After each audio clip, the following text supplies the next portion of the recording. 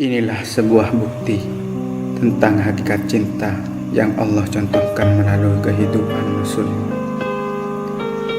Pagi itu, walaupun langit mulai menguning, tetapi burung-burung enggan mengepakkan sayapnya. Pagi itu, Rasulullah dengan suara lemah memberikan khutbah terakhir pada umatnya. Wahai umatku, kita semua berada dalam kekuasaan Allah, maka taati dan bertakwalah kepadanya. Kuwariskan dua perkara pada kalian, yakni Al-Quran dan Sunnahku. Barang siapa yang mencintai Sunnahku, berarti dia mencintaiku, dan kelak orang-orang yang mencintaiku akan masuk surga bersamaku. Khutbah singkat itu diakhiri dengan pandangan mata Rasulullah yang syahdu dan menatap sahabatnya satu persatu dengan tenang. Abu Bakar menatap mata itu dengan berkaca-kaca. Umar dadanya naik turun menahan nafas dan tangisnya. Utsman menghela nafas panjang. Ali menundukkan kepalanya dalam jalan. Isyarat itu telah datang. Sudah tiba saatnya Rasulullah akan meninggalkan kita semua, keluh hati semua sahabat kala itu. Manusia tercinta itu hampir selesai menunaikan tugasnya di dunia.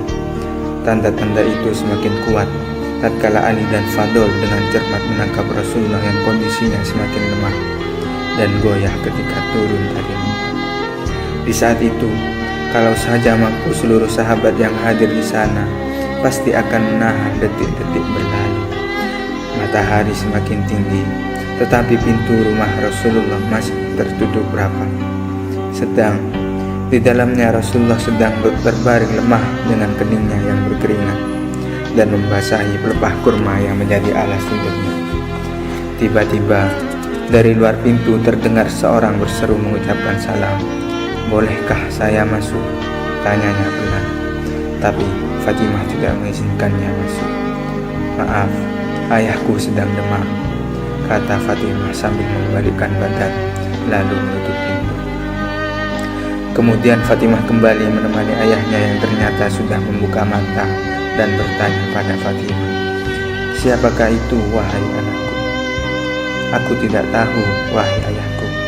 Sepertinya baru sekali ini aku melihatnya," tutur Fatimah.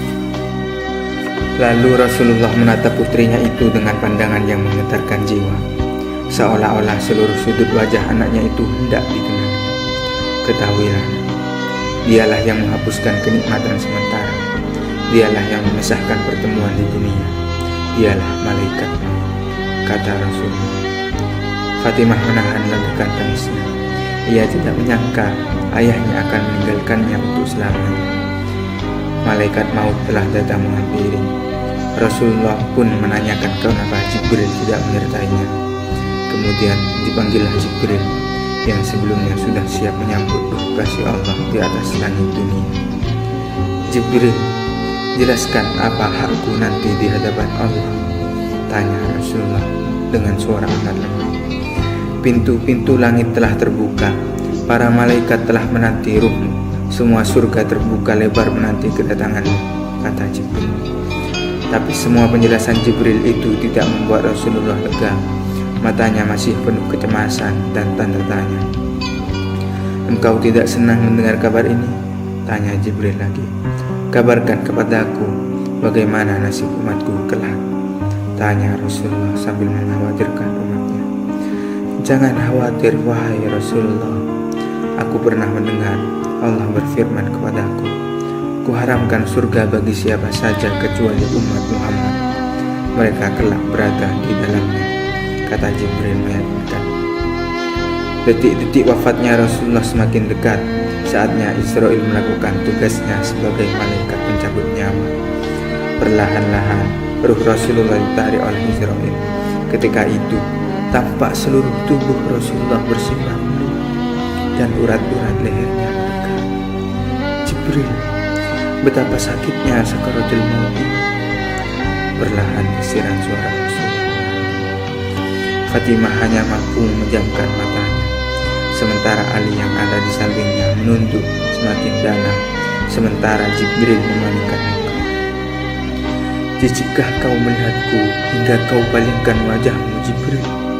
Tanya Rasulullah pada malaikat pengantar wahyu itu. Siapa yang sanggup melihat kekasih Allah merasakan sakaratul maut? Kata Jibril. Sesaat kemudian terdengar Rasulullah mengekik karena sakit yang tidak tertahankan lagi. Ya Allah, sungguh dahsyat sekali maut ini. Timpakan saja semua siksa maut ini kepadaku. Jangan kau timpakan pada umatku. Badan Rasulullah mulai dingin. Kaki dan dadanya sudah tidak bergerak lagi. Bibirnya bergetar seakan hendak membisikkan sesuatu. Ali pun segera mendekatkan telinganya. Usikum bis sholati wa ma malakat aymanukum. Peliharalah sholat dan peliharalah orang-orang lemah di antaramu. Di luar pintu, tangis mulai terdengar bersahutan. Sahabat saling berpelukan. Fatimah menutup wajahnya dengan tangannya, sementara Ali kembali mendekatkan telinganya ke bibir Rasulullah yang mulai kebiruan. Ummati, ummati, ummati. Tidak terdengar lagi suara dari bibir Rasulullah yang mulai pucat itu. Manusia pilihan Allah itu menghembuskan nafas terakhir di saat beliau memanggil umatnya. Fatimah dan semua sahabat larut dalam lautan tangis yang mendalam. Mereka hanya bisa melihat tubuh yang selama ini memancarkan cahaya itu tidak bergerak lagi. Rasulullah telah pergi, meninggalkan kita sendirian. Keluh para sahabat di sela-sela tangisnya.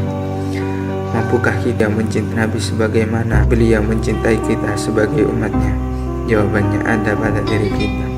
Betapa cintanya Rasulullah kepada kita, betapa sayangnya Rasulullah kepada kita.